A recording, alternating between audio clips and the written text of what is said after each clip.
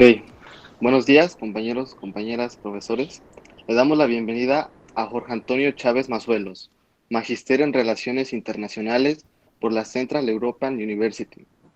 Ha cursado el Diplomado en Estudios Estratégicos y Gobernanza Global de la Universidad de las Américas Puebla y el Programa de Estudios Chinos Contemporáneos en Perspectivas Comparadas e Internacionales de la Escuela de Estudios Internacionales de la Renmin University. Se ha desempeñado como docente de la carrera de Relaciones Internacionales en la Universidad San Ignacio de Loyola, director ejecutivo del programa Voices of the Future del Foro de Cooperación Económica Asia-Pacífico y es coordinador del Grupo de Estudios sobre la Política China, Perú. Adelante, doctor. Bueno, muchas gracias a Alexis, muchas gracias Ignacia por la presentación también y muchas gracias al doctor Mohamed Badin El Yatiui por la invitación a este evento. El día de hoy, como mi presentación versa sobre las dimensiones económicas y de seguridad de la política exterior china hacia el Medio Oriente, quisiera compartir la estructura de mi presentación de hoy. Primero voy a comenzar hablando brevemente del contexto estratégico regional del Medio Oriente. Hablaré luego de la creciente huella económica de China en el Medio Oriente, del rol de China en la seguridad regional. Hablaré de la noción del Medio Oriente ampliado y la seguridad nacional de China, para posteriormente concentrarme en las relaciones bilaterales con potencias regionales como Arabia Saudita, Irán y Turquía, ¿no? Y terminaré con algunas conclusiones.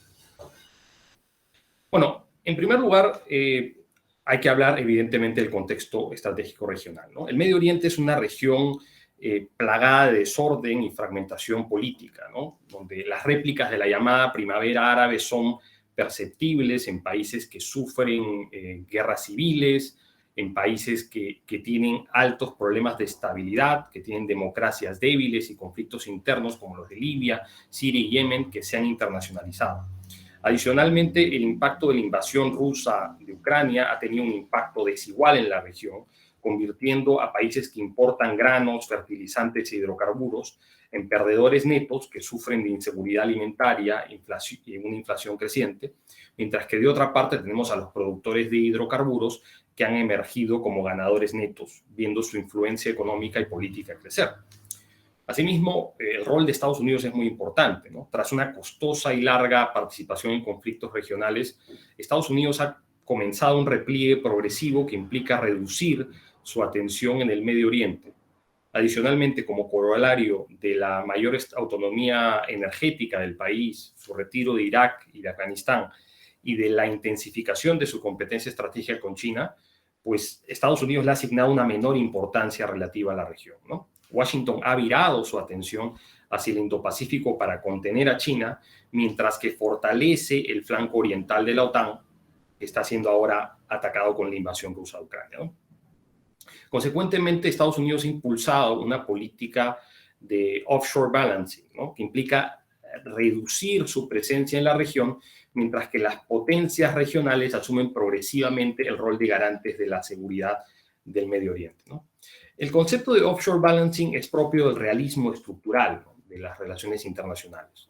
Según Lane, la estrategia de primacía que Washington impulsó ha incrementado los retrocesos geopolíticos a través de coaliciones contrarias de grandes potencias, ataques terroristas y la alienación de la opinión pública del Medio Oriente en relación a Estados Unidos.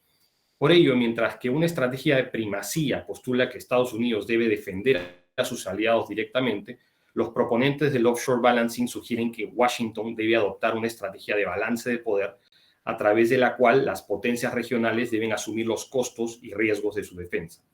Por ende, en un contexto en donde el compromiso de seguridad de Washington se ha debilitado, sus aliados regionales han recurrido a una estrategia de hedging o de diversificación, a través de la cual esperan preservar parte de la presencia de Washington en la región, mientras que diversifican sus vinculaciones políticas y de seguridad con otras potencias como China. Ahora voy a hablar de la huella económica de China, ¿no? Y hay que decir que desde el inicio de la reforma y apertura en el año 1978, China ha cambiado mucho como país, ¿no? Y transfiriendo a países vecinos mucha de esta capacidad. Además, China busca fortalecer con la Franja y la Ruta su acceso a la energía.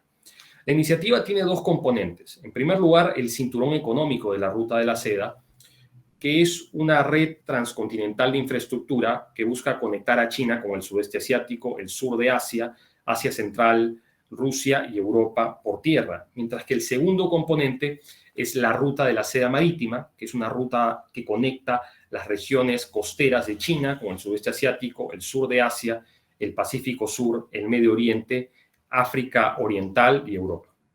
Sin embargo, en un contexto de desacoplamiento entre Europa y Rusia, que se profundiza como consecuencia de la invasión de Ucrania, pues la Franja y la Ruta enfrenta grandes retos en su proyección occidental.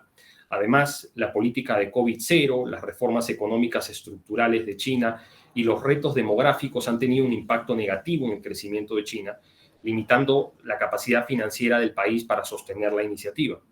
Sin embargo, aún así, en el marco de la iniciativa, la inversión se reduzca, pues China seguirá siendo un vector, mejor dicho, la Franja y la Ruta seguirá siendo un vector importante en las relaciones entre China y la región, especialmente de cara a países que producen hidrocarburos y que tienen la capacidad financiera de poder pagar los préstamos, ¿no?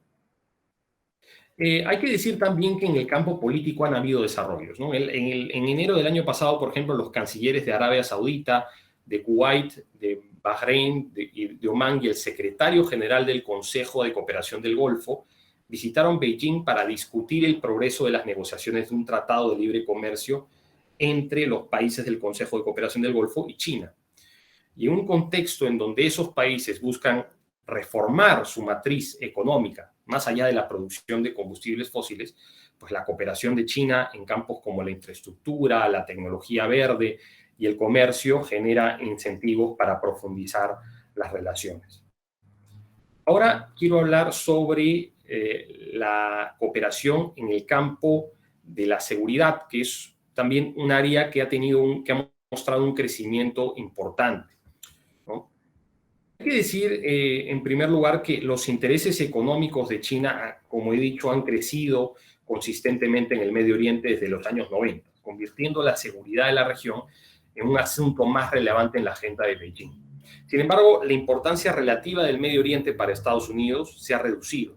La lógica detrás de este cambio se basa en una mayor autonomía estratégica mejor dicho, una mayor autonomía energética de Washington, ¿no?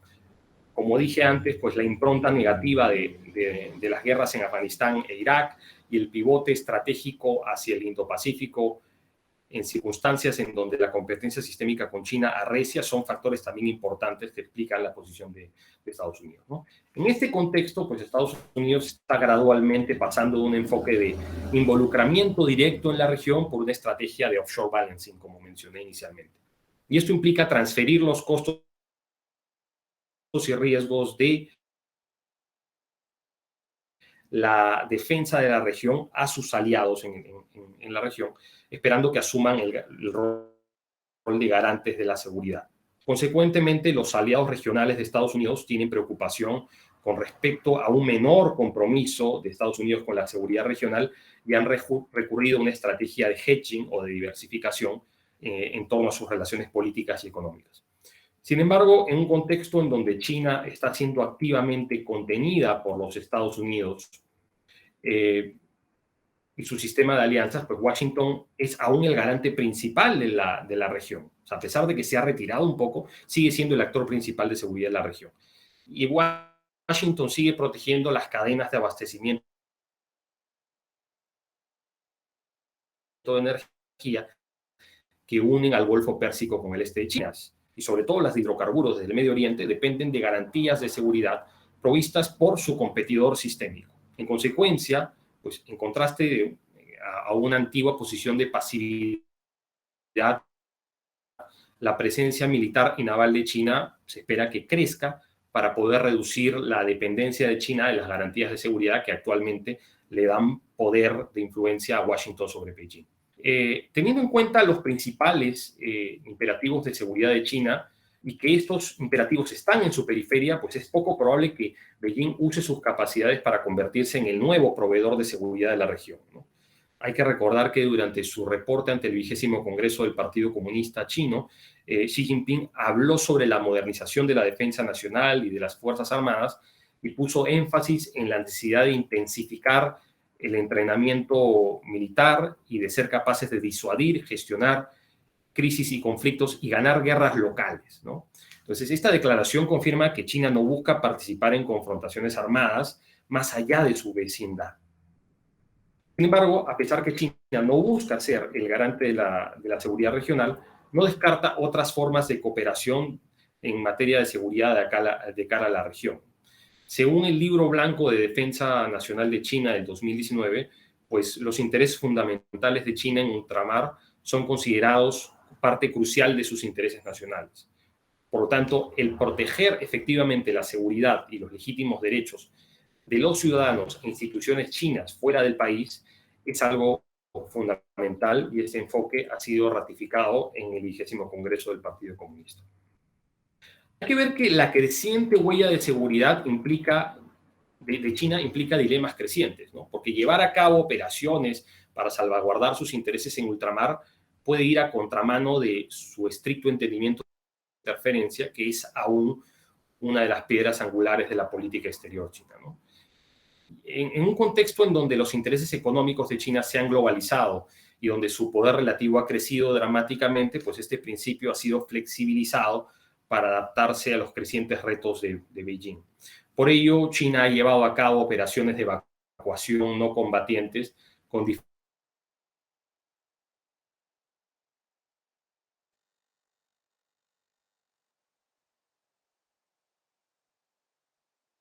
grados de complejidad y en las cuales el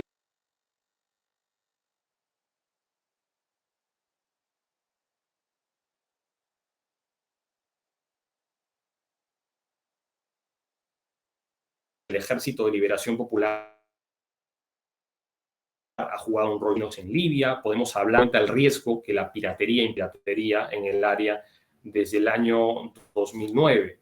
Por ello, la creación de una instalación militar y logística en Djibouti ha sido fundamental para llevar a cabo esas operaciones, ¿no? Hay que tomar en cuenta que la base es estratégica por su proximidad al estrecho de Bab el-Mandeb y al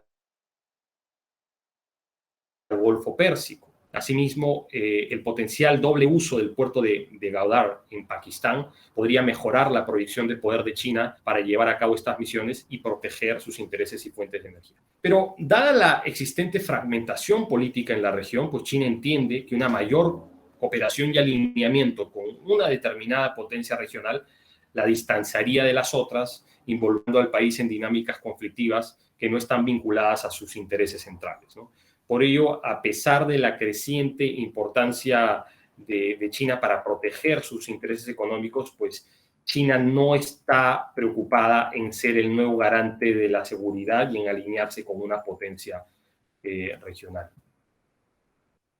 Ahora quisiera hablar de la noción del Medio Oriente ampliado y del impacto de las dinámicas de seguridad del Medio Oriente en la seguridad nacional de China a nivel interno, ¿no? China ha concebido tradicionalmente al Medio Oriente como su cuarto anillo de seguridad. Sin embargo, China ha abrazado recientemente la noción del Medio Oriente ampliado, ¿no? Que comprende al Medio Oriente, al Asia Central y al Asia Meridional. Este concepto da cuenta de la manera en que las dinámicas de la región están vinculadas con los retos de seguridad que existen en la periferia y en el interior de China. En primer lugar, hay que decir que debido a las vinculaciones étnicas y religiosas entre el Medio Oriente y las regiones occidentales de China, Beijing teme que la situación de la región puede incidir en tres problemas que son fundamentales para China, ¿no? Los llamados tres males: el terrorismo, el separatismo y el extremismo dentro de sus fronteras, ¿no? China ha estado fundamentalmente preocupada por los vínculos entre grupos extremistas uigures y organizaciones terroristas del Medio Oriente, ¿no? Para dar un ejemplo, según funcionarios de agencias de seguridad de China, Israel y Siria, el número de combatientes chinos que pelearon en Siria para la rama de Al-Qaeda, Jabhat Fateh al-Sham, estuvieron entre 3.000 y 5.000, ¿no?, chinos. Y estos combatientes, pues, en esa estancia desarrollan habilidades para llevar a cabo ataques contra sus nacionales e intereses a través de la región y dentro del territorio chino, ¿no? En cuanto a organizaciones, para China, el Partido Islámico del Turquestán, anteriormente conocido como el Movimiento Islámico del Turquestán Oriental, pues es la principal amenaza de seguridad en términos de grupos terroristas, ¿no? Este es un grupo de uigures, ¿no? A pesar del hecho que hubo presencia de militantes uigures en Afganistán y Pakistán, hay que decir que tendían a operar en los márgenes de los movimientos yihadistas del Medio Oriente, que se distanciaban de los grupos uigures, ¿no? Por ejemplo, Al-Qaeda inicialmente tuvo reparos en atacar objetivos chinos, considerando a Estados Unidos y a sus socios occidentales como objetivos centrales y respetando la línea roja que había impuesto el régimen talibán en los 90 de no atacar a China, ¿no? Ellos querían evitar problemas con China. Sin embargo, la situación comenzó a cambiar gradualmente tras los atentados del 11 de septiembre del 2001, cuando el TIP, liderado por Abdul Haq al-Turkestani, fue aceptado como parte de la comunidad de organizaciones de Al-Qaeda. Sin embargo, esta organización, el TIP, ganó mayor visibilidad recién en el 2008, cuando se atribuyó una serie de ataques dentro de China y amenazó con llevar a cabo atentados durante las Olimpiadas de Beijing. Sin embargo, fue a la luz de los disturbios en Xinjiang en el año 2009 que la causa uigur ganó mayor apoyo dentro de las organizaciones terroristas internacionales, ¿no? Por ejemplo, en el año 2014, durante su primer discurso como califa, entre comillas, del autodenominado Estado Islámico, o Daesh, Abu Bakr al-Baghdadi incluyó a China en la lista de los países en los cuales se violaban los derechos humanos de los musulmanes y donde los musulmanes eran forzosamente controlados. Y llamaba a los miembros de Daesh a tomar venganza en contra de China. Y en el 2016, el entonces líder de Al-Qaeda, Ayman al-Zawahiri, elogió el rol de los combatientes del TIP en Afganistán y Siria y señaló que el pueblo del Turquestán del Este necesitaba levantarse contra los chinos. Turquestán del Este es la denominación que ellos le dan a la región de Xinjiang en el oeste de China. Así que, en términos de seguridad, China ha adoptado un enfoque multidimensional hacia la región, ¿no? Ha construido asociaciones estratégicas de cooperación con países como Egipto, Arabia Saudita y Turquía, en los cuales ha incluido el elemento del contraterrorismo como una parte esencial de la cooperación. Asimismo, se ha unido a reuniones de antiterrorismo, conferencias de alto nivel y ha desarrollado entrenamientos conjuntos para compartir información y experiencias en este campo, ¿no? Adicionalmente, desde el año 2015 hay que decir que China tiene un marco legal que le permite enviar fuerzas al exterior como parte de operaciones de contraterrorismo. Sin embargo, ha evitado hacer despliegues permanentes en base al rechazo que tiene con respecto a la experiencia occidental en el pasado y ponderando los riesgos que ello pudiera tener para sus tropas en el terreno y para su seguridad nacional. Ahora quisiera hablar de las relaciones bilaterales, ¿no?, que tiene China con los países, con tres potencias regionales, ¿no? En primer lugar, quiero hablar del caso de Turquía, ¿no? Hay que decir que en el contexto de la Guerra Fría, en base a preocupaciones de seguridad de cara a la Unión Soviética, Turquía se alineó con el bloque occidental liderado por Estados Unidos. Asimismo, jugó un rol crucial en la Guerra de Corea, en donde más de 20.000 soldados turcos participaron en dichas hostilidades durante 3 años.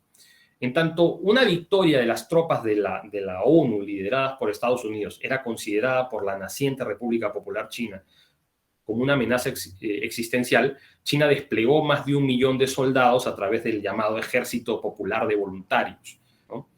No era el Ejército de Liberación Popular, que era el ejército oficial de China, sino era un ejército de voluntarios. Por ello, en numerosas ocasiones, las tropas turcas entraron en combate con estas tropas de voluntarios chinos. Asimismo, Turquía se convirtió en miembro de la OTAN en 1952 y en 1955 se convirtió en uno de los miembros fundadores del Pacto del Bagdad, que intentaba contrarrestar la proliferación del comunismo en la región. Entonces, dado el alineamiento de China con la Unión Soviética a inicios de los 50, y a su posterior apuesta por el liderazgo de la revolución mundial, pues Turquía era vista por Pekín como parte de un agresivo bloque liderado por Estados Unidos en el Medio Oriente. Sin embargo, tras el establecimiento de relaciones diplomáticas con Turquía en el 71, los lazos comenzaron a mejorar y se fortalecieron aún más tras el inicio de la política de reforma y apertura en el 78. Hay que decir que en las relaciones sino-turcas la cuestión uigur ha sido históricamente el problema más complejo, ¿no? Los uigures son un grupo étnico túrquico de la línea Chagatai que sigue el Islam suní y habla una lengua que es parcialmente ininteligible para los hablantes del turco moderno, ¿no? Entonces, sobre la base de lazos étnicos y con el apoyo de Estados Unidos, Turquía reasentó a miles de uigures desde China en los años 50 y 60 y recibió una segunda oleada de migración en los años 70. Más aún, tras el fin de la Guerra Fría y la disolución de la Unión Soviética, pues Turquía adoptó una política exterior proactiva hacia las nuevas repúblicas del Asia Central y el Cáucaso sobre la base de vínculos etnolingüísticos, ¿no? Se fortalece esta idea del panturquismo. Y China temía que dicha orientación de solidaridad etnolingüística del panturquismo tuviera un impacto en Xinjiang, estimulando tendencias separatistas, ¿no? Y asimismo, el hecho que Turquía haya servido como un punto focal del activismo transnacional de la diáspora uigur, pues ha afectado las relaciones bilaterales con China, ¿no? Turquía ha criticado duramente las políticas de China hacia los uigures en distintos momentos, ¿no? Por ejemplo, en el 2009, tras los masivos disturbios en la ciudad de Urumqi, que es la capital de la provincia de Xinjiang, que terminaron con la muerte de 200 personas, el actual presidente de Turquía y entonces primer ministro turco, Recep Tayyip Erdogan, acusó las políticas de China en Xinjiang como casi un genocidio. En febrero del 2019, el portavoz de la Cancillería turca señaló que la reintroducción de campos de internamiento en el siglo XXI y la política sistemática de asimilación contra los turcos uigures llegadas a cabo por las autoridades chinas es una vergüenza para la humanidad, cierro comillas. Por ello, más allá de las preocupaciones humanitarias, las críticas turcas con respecto a la política china de cara a los uigures ha sido vista a través del prisma de la solidaridad etnolingüística y religiosa, lo cual para China constituye una flagrante interferencia en sus asuntos internos, en tanto Xinjiang es un interés nacional fundamental para China. En el campo económico, pues hay que decir que evidentemente los principales vínculos comerciales y de inversión que tiene Turquía son con los países de la Unión Europea, ¿no? Sin embargo, pues Turquía tiene diferencias en materia de derechos humanos, de democracia, en la política antiterrorista, en temas de inmigración con Europa, lo cual ha agriado sus relaciones con sus aliados occidentales. Por ello, Ankara ve en Beijing una oportunidad de poder diversificar sus relaciones con otras potencias, ¿no? Y Turquía, pues evidentemente ha visto que tiene una oportunidad desarrollando esas vinculaciones con Beijing, ¿no? Hay que decir que hay una cuestión estructural, ¿no? A diferencia de los países grandes del Medio Oriente, Turquía carece de fuentes de hidrocarburos, lo cual afecta significativamente los términos de intercambio entre ambos países, ¿no? Por ende, la balanza comercial favorece significativamente a China, ¿no? En el año 2021, Turquía exportó a China apenas 2.93 mil millones de dólares, mientras que importó más de 22 mil millones, ¿no? En Turquía hay apenas 1.148 compañías turcas que han invertido apenas 1.000 millones de dólares, ¿no? Que es un monto bastante reducido si consideramos la inversión que China tiene en otros países, ¿no? A nivel global, ¿no? Un tema que es importante para Turquía es el tema de la franja y la ruta, en tanto es una iniciativa que podría permitir acceder a créditos y favorecer inversiones en el campo del desarrollo de la infraestructura, ¿no? Como hemos dicho, en tanto Turquía tiene una falta de hidrocarburos, para Turquía también lograr autonomía energética es un imperativo estratégico para su economía. Por ende, en tanto China es una potencia líder en el campo de la tecnología verde, pues puede proveer cooperación sustancial en el campo de estas tecnologías, ¿no? embargo, pues los asuntos de seguridad suponen un reto mayúsculo para la relación sino-turca, ¿no? A pesar de las relaciones debilitadas entre Turquía y sus socios occidentales, la OTAN sigue siendo la columna vertebral de la estrategia de seguridad y de defensa de Turquía, ¿no? Entonces, no es poca cosa que el último concepto estratégico de la OTAN pues haya criticado duramente lo que considera prácticas coercitivas en uso de la proyección económica, política y económica de China, ¿no? Y asimismo criticó duramente la profundización de la asociación estratégica entre China y Rusia y sus intentos de debilitar el orden internacional liberal, ¿no? Entonces, estos documentos de la OTAN evidentemente han generado preocupación en China y también ha generado preocupación la vinculación de la OTAN con los aliados de Estados Unidos en el Indo-Pacífico. Entonces, la securitización de la cooperación económica y tecnológica por la presión de la OTAN podría dificultar también un acercamiento económico y político entre ambos países. Esto es algo que evidentemente China y Turquía toman en cuenta. Ahora quisiera hablar del caso de Irán, ¿no?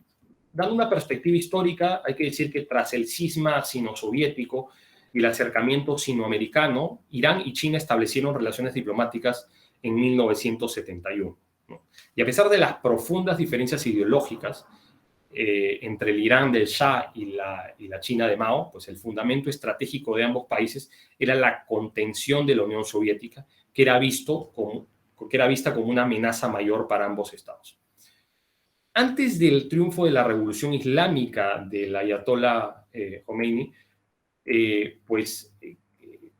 ayatollah Khomeini criticó duramente a China, ¿no? Hizo críticas muy duras en base al apoyo que se le había dado al régimen del Shah. Y poco antes de la toma del poder de la revolución iraní, Hua Guofeng visitó al Shah Mohammad Reza Pahlavi, lo cual profundizó el rechazo y la preocupación de parte de los líderes revolucionarios iraníes con relación a China, ¿no?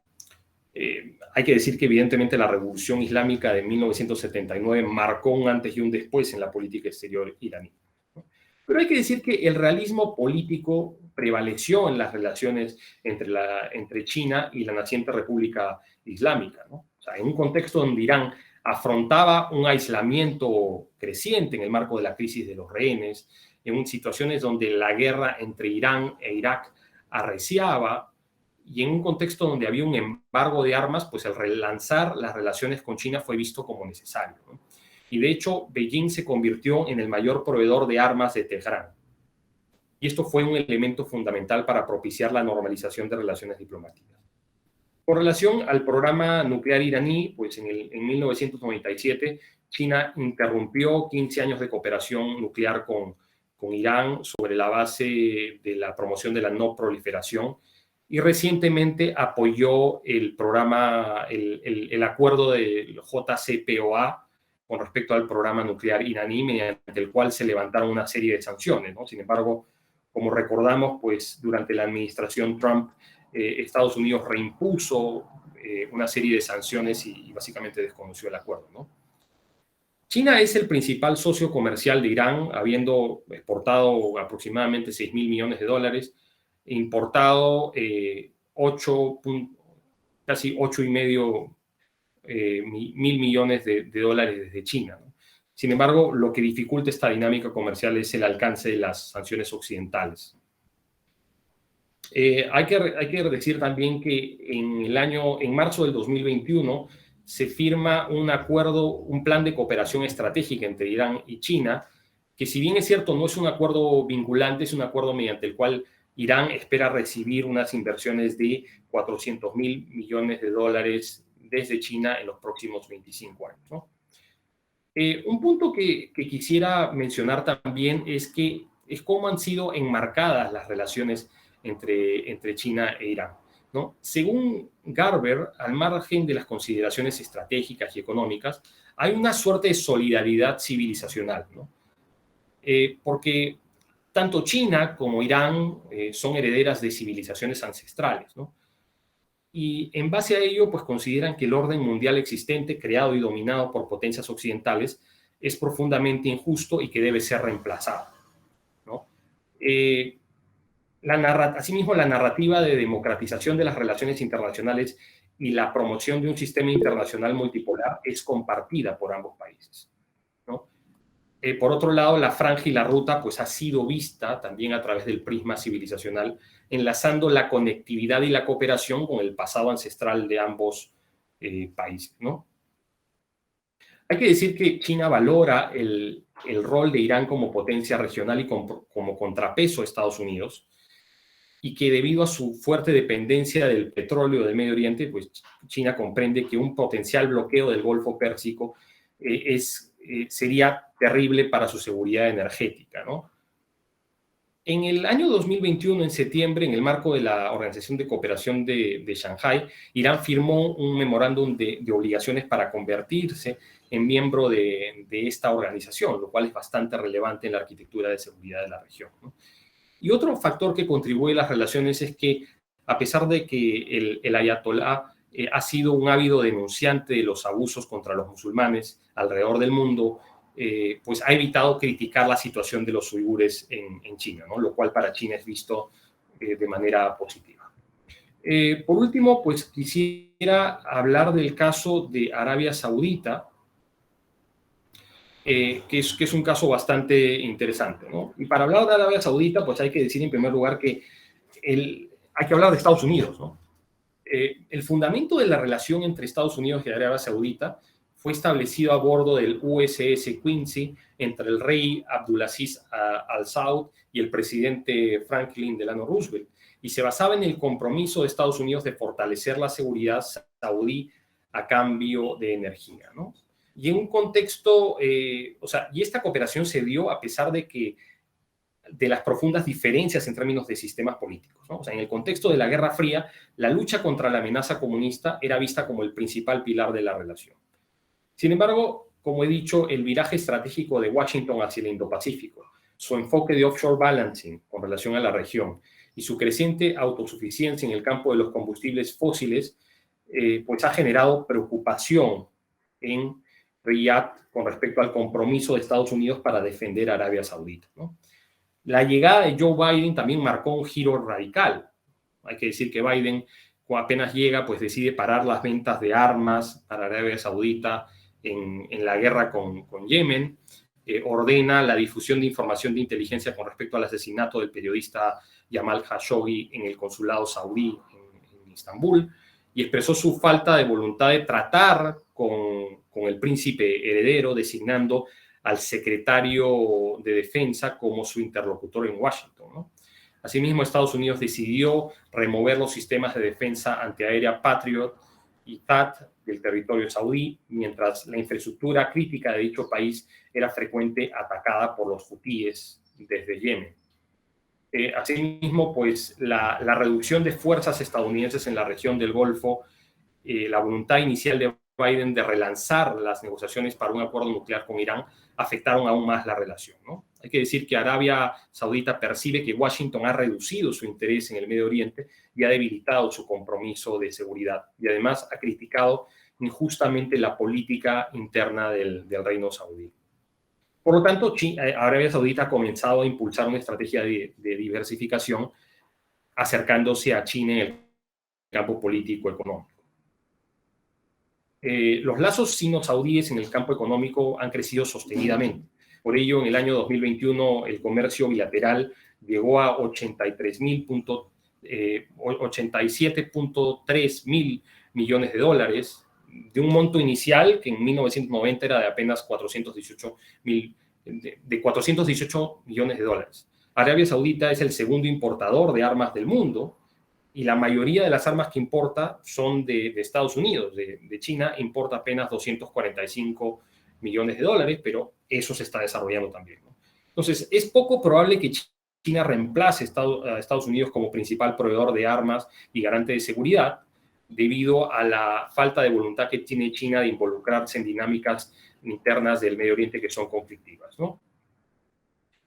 Por último, hay que decir que en el año 2016, pues China y Arabia Saudita establecieron una asociación estratégica comprensiva que elevó el nivel de su relación. y que en el año 2022 el canciller saudí Faisal bin Farhan Al Saud visitó Beijing y durante la visita habló de la importancia de generar sinergias, de que China coopere con la consecución de la visión de Arabia Saudita al 2030, de la cooperación en el marco de la iniciativa de la Franja y la Ruta, y de profundizar la cooperación en el campo de la explotación del gas y el petróleo y el desarrollo de energías limpias, ¿no? Y él, por su parte, el lado chino felicitó la postura saudí con respecto a Xinjiang y al respeto de no interferencia en sus asuntos internos, ¿no? Arabia Saudita, como custodio de dos mezquitas sagradas y como un país influyente en el mundo islámico sunita, pues evidentemente da un apoyo importante a nivel político y diplomático para China de cara a su política en Xinjiang, ¿no? Otro punto que quisiera mencionar es que ambos países han fortalecido su cooperación en materia antiterrorista desde que Xi Jinping visitó Arabia Saudita en el 2016, comprometiéndose a incrementar la cooperación en seguridad. Y en ese mismo año, pues hubo ejercicios antiterroristas conjuntos entre ambos países, ¿no?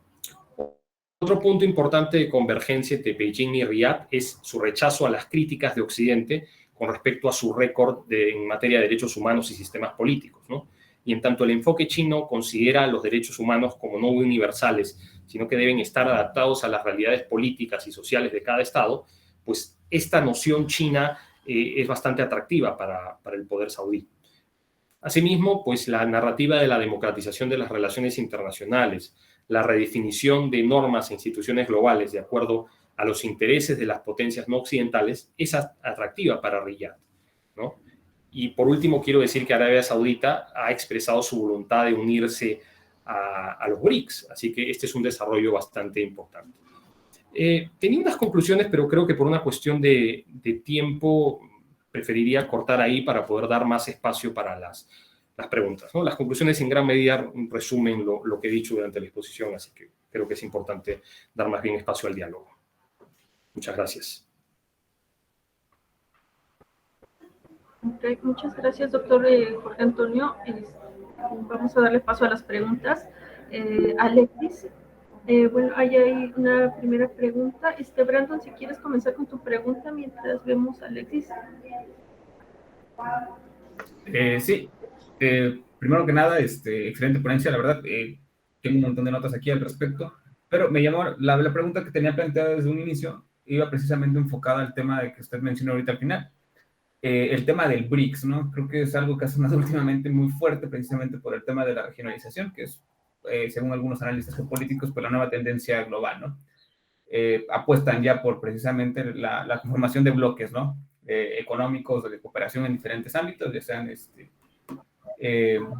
en materia comercial o materia militar también incluso, aunque todavía no tenía idea realmente el hecho de que China no tenga las intenciones, tiene las capacidades, por así decirlo, militares, ya que desde hace algunos años pues, ha hecho fuertes inversiones en su ejército nacional, en desarrollo armamentístico igual ni se diga.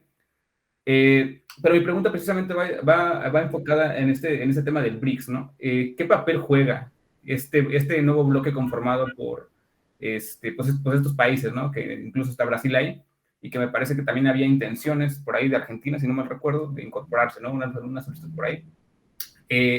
¿Cómo va a cambiar el tema si en algún momento Arabia Saudita y todos los demás países, pues, deciden, ¿no? Que realmente forme parte de este nuevo bloque? ¿Qué cambiaría para Estados Unidos en este sentido en el Medio Oriente respecto a su posición ahorita como garante, ¿no? De la seguridad de varios países en esta región? De antemano, gracias. Muy bien. Bueno, muchas gracias, Brandon, por la pregunta. Pues bueno, evidentemente estamos hablando de, estaríamos haciendo un poquito de futurología, ¿no?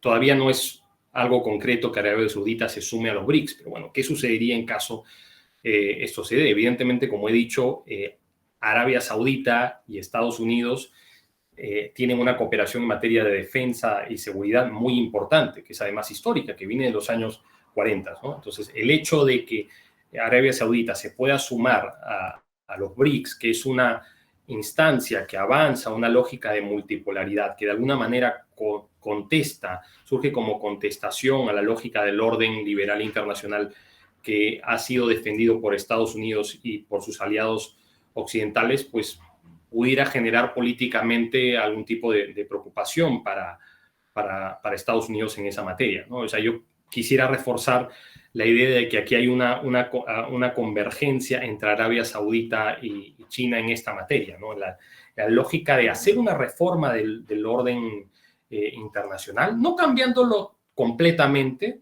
pero sí haciendo algunas modificaciones para que las ideas, los valores políticos de potencias como China se vean reflejadas en el orden internacional, ¿no? Que también su participación en organismos internacionales tenga más influencia, que sus cuotas en instituciones multilaterales financieras también crezcan en relación a su poder relativo, ¿no?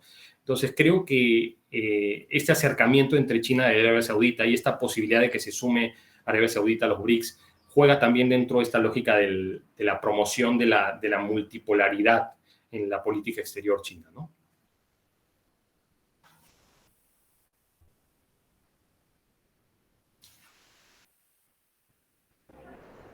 Okay. Adelante, Alexis. Bueno, hay otra. Bueno, le damos la palabra a mi compañero Joaquín, que tiene la mano alzada para que le haga la pregunta al doctor.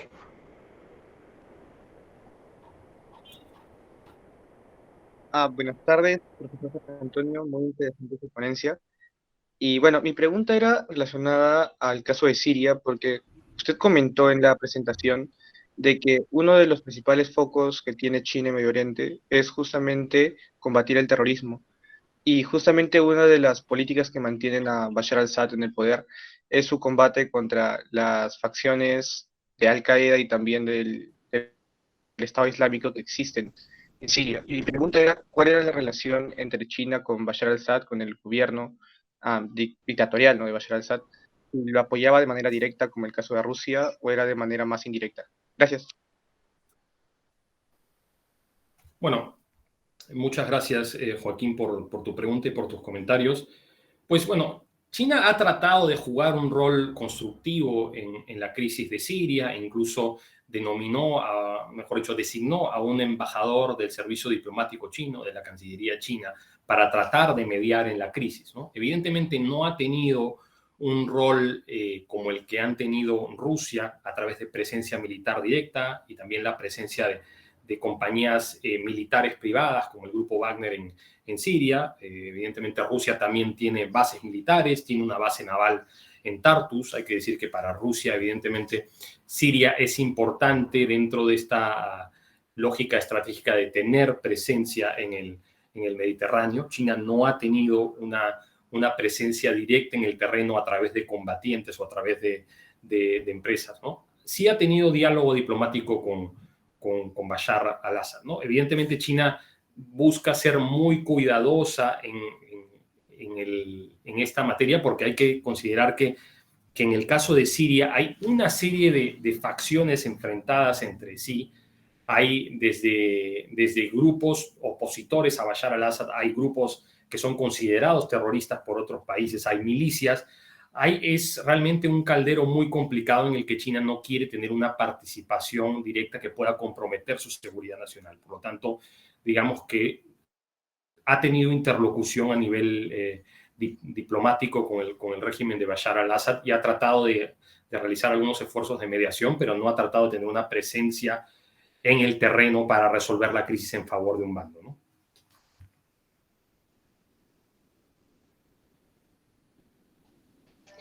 Muchas gracias, doctor. Muy interesante. Le damos la palabra al señor José Salazar. Cabe mencionar que estamos sobre tiempo, entonces le haremos llegar las demás preguntas vía correo al doctor Jorge Antonio. Sí, muchas gracias, compañero. Muchas gracias, doctor. Gracias, maestra Ignacia. Mi pregunta va enfocada al nuevo orden mundial, porque hablamos de potencias, de verdad, como China, como Arabia Saudita, como los Estados Unidos, todos esos países que, pues, hablando de China, ya es una potencia muy enorme, ¿no? Económicamente hablando y militarmente también. Entonces, de haber, pues que debe de mantenerse una prudencia, ¿no? En cuanto al tema económico, porque vuelvo a los países tan poderosos, ¿Cómo sería el orden mundial de llegar a establecerse? Usted lo mencionó en su conferencia, de un nuevo orden mundial. ¿En qué consistiría ese nuevo orden mundial? Gracias. Bueno, muchas gracias, José, por su pregunta. Pues como digo, estamos hablando de un escenario hipotético en el que jugarían una serie de variables, ¿no? Evidentemente, cuáles de las potencias tendrían más preponderancia para poder definir las reglas, las instituciones, las normas que puedan regular la interacción entre los estados y entre los demás actores internacionales, ¿no? Digamos, el comentario que le podría hacer desde una perspectiva china, o sea, de qué es lo que China busca cambiar del orden mundial, creo que es algo sobre lo cual le podría compartir un concepto, ¿no? Y como dije, pues evidentemente China aboga por esta lógica de la democratización de las relaciones internacionales, porque sus nociones con respecto a su sistema político, su noción con respecto a los derechos humanos, su noción de gobernanza global, su noción de soberanía del ciberespacio y de soberanía territorial, sea también acogida por las instituciones internacionales, ¿no? Que este orden mundial refleje también las prioridades y los valores de potencias como China, porque China entiende que el orden mundial en el que aún vivimos pues fue configurado en gran medida tras la Segunda Guerra Mundial, con los acuerdos de Bretton Woods, con las diferentes conferencias, y que se profundizó tras el fin de la Guerra Fría con el momento unipolar. Evidentemente, Estados Unidos y las potencias occidentales lograron definir una serie de reglas de interacción y darle forma a las instituciones, ¿no? Entonces, evidentemente, China no quiere un cambio absoluto de ese orden mundial, que lo que conocemos ahora como orden mundial desaparezca, pero sí que hayan reformas y que sus ideas, que sus imperativos políticos se vean representados en ese orden mundial. Y en esa lógica también aboga por una relación no solamente con las grandes potencias, sino con el sur mundial, ¿no? Para China, en un contexto en el que hay una lógica de contención de parte de Estados Unidos, a través de su alianza con los países europeos en el marco de la OTAN y a través de sus aliados en el este de Asia, pues evidentemente fortalecer esta relación con el sur global, con América Latina, con África, con otros países de Asia y incluso con los países del Pacífico Sur, en Oceanía, es importante para poder responder ante esta lógica de contención, ¿no? Por cierto, bueno, entiendo que estamos un poco con el tiempo. Yo podría quedarme unos minutos más si tuvieran más preguntas después sin ningún problema, pero bueno, me atengo a lo que digan ustedes, los moderadores. Gracias, muchas gracias. Sí, doctor, nos hicieron llegar otra pregunta que dice: ¿cuál es la visión de la Unión Europea respecto a la relación económica de China-Medio Oriente? Bueno, evidentemente hay una lógica de competencia, ¿no? Porque, digamos, pero yo creo que también Europa entiende que hay lógica en la presión que ejerce China sobre el Medio Oriente, porque hay un condicionante estructural, que es la necesidad de abastecer la necesidad energética de China. Entonces, en esa medida, en la medida en que China ya es la segunda economía del mundo y está en camino a ser la primera, y en la medida en que China no tiene una capacidad de abastecerse en cuanto a combustibles fósiles, pues es evidente que su proyección económica en términos de inversiones va a estar sobre Europa, ¿no? Mejor dicho, va a estar sobre el Medio Oriente, y yo creo que Europa entiende esto, ¿no? Evidentemente, yo creo que a Europa le preocupa que en base a esta política exterior del poder normativo, de fomentar los derechos humanos, la democratización, a Europa le preocupa que China en su interacción con estas potencias del Medio Oriente no establezca políticas de condicionalidad, es decir, no diga: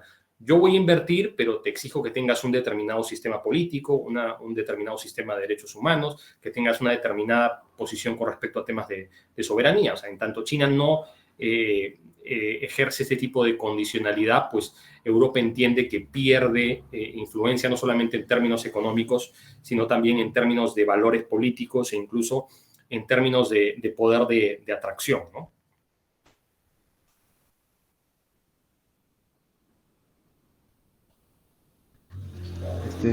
Sí, muchas gracias, doctor. Muy, muy interesante. Por lo que estuvimos viendo en conferencias anteriores, es que hay una buena relación diplomática entre Estados Unidos y los Emiratos Árabes. Pero, ¿cuál es la relación de China con los petroestados? No, como dije durante mi presentación, y muchas gracias Alexis por la pregunta, en el año 2021, la mitad de los combustibles fósiles que importaba China venían de los países petroleros del Medio Oriente. Y, por supuesto, en esa dinámica, los Emiratos Árabes Unidos son también importantes, como lo es Qatar, como lo es Arabia Saudita, como lo es en cierta medida Irán. Entonces, yo diría que las relaciones son a nivel político buenas.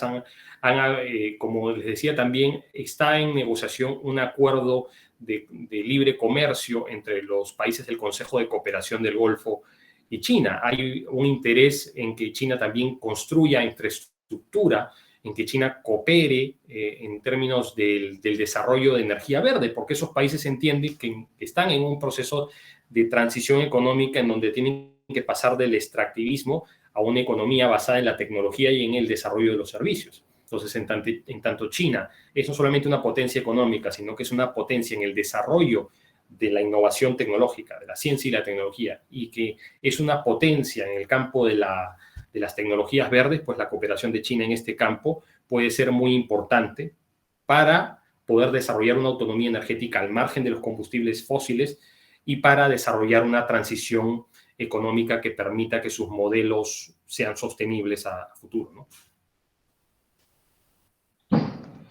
Muchas gracias, doctor. Un gusto. Y ya para cerrar esta ronda de preguntas, ¿podría recomendarnos fuentes o alguna página para conocer sobre los Aigur turcos?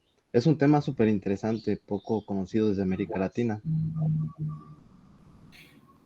Bueno, yo creo que hay un texto de John Garber que es sobre la política exterior china, donde se habla de estos temas. Digamos, más referencias específicas con respecto al tema de los uigures no me vienen a la mente ahora, pero se las puedo compartir por correo a través de Ignacia, sin ningún problema. Sí, doctor, muchas gracias. Bueno, aquí cerramos la ronda de preguntas. Muchas felicidades por su conferencia tan interesante y esperemos que no sea la última. Muchas gracias, doctor. Con mucho gusto.